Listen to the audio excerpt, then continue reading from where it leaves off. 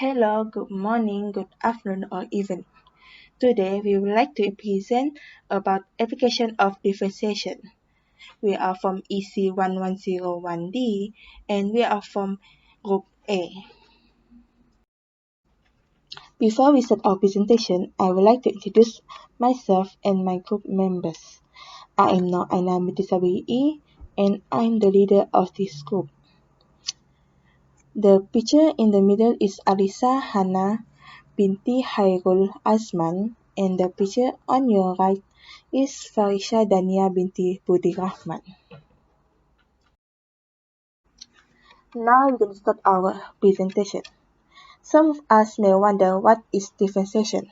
Well, the differentiation is the progress of finding a derivative or the rate of change of a function in mathematics.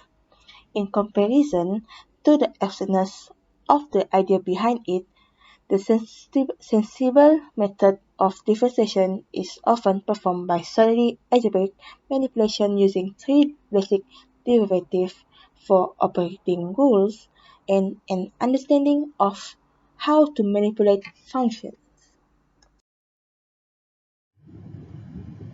Okay, so now Alysa Hanna, will explain why we use differentiation. So differentiation allows us to find the rate of change. For example, it allows us to find the rate of change of velocity with respect to time, which is acceleration. It also allows us to find the rate of change of x with respect to y, which on a graph of y against x is the gradient of the curve.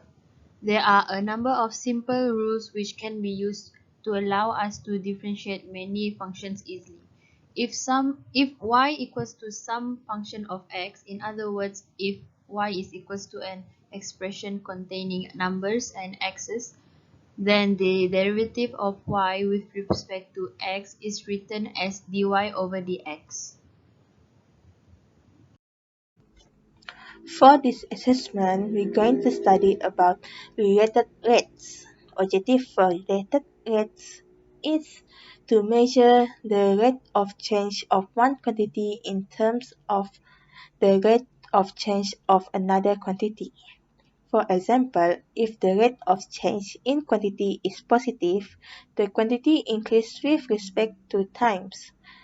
And if the rate of change of quantity is negative, so the quantity decreases with respect to times. Problem statement. The problem we are facing is how to find the rate of change of the depth of the water when h is equals to 6. For the question, a vase with a circular cross-section as shown in figure 2. Water is flowing into the vase. When the depth of the water is h centimeter, the volume of the water is v centimeter cube is given by v equals to 4 pi h in bracket h plus 4. Water flows into the vase at the constant rate of 85 centimeters squared per second. Find the rate of change of depth of the water in centimeters squared per second when h is equals to 6. Now for the problem solution on how to solve it. Step 1 is to understand the question and find the keyword. So from the question, we have dv over dt equals to 80 pi centimeter cube per second, which is the depth of the water equals to h centimeter. V equals to 4 pi h in bracket h plus 4, whereby 0 is less than h or equals to h, and then h is less than 25 or equals to 25. So what we are solving is dh over dt when h equals to 6. Then step 2 is to expand the v equals to 4 pi h in bracket h plus 4. V equals to 4 pi h times by h plus 4 equals to 4 pi h square plus 16 pi h. Step 3 is to differentiate the v equals to 4 pi h square plus 16 pi h.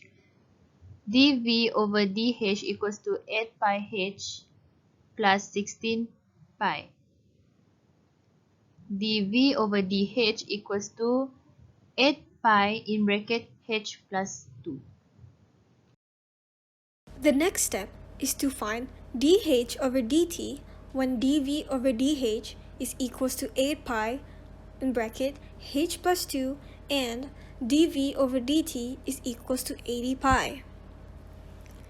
To find dH over dt, we have to multiply dH over dV and dV over dt. You will get 1 over 8 pi in bracket h plus 2 times 80 pi. By cancelling it out, you will get 1 over h plus 2 times 10. Then you will get 10 over h plus 2.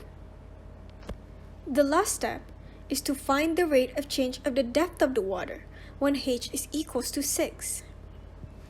We have already found dH over dt, which equals to 10 over h plus 2.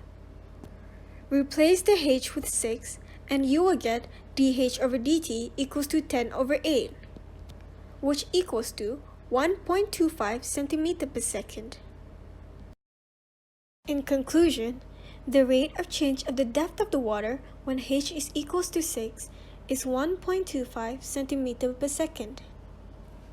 By using differentiation, we can solve any problems involving finding the rate of change of any matter.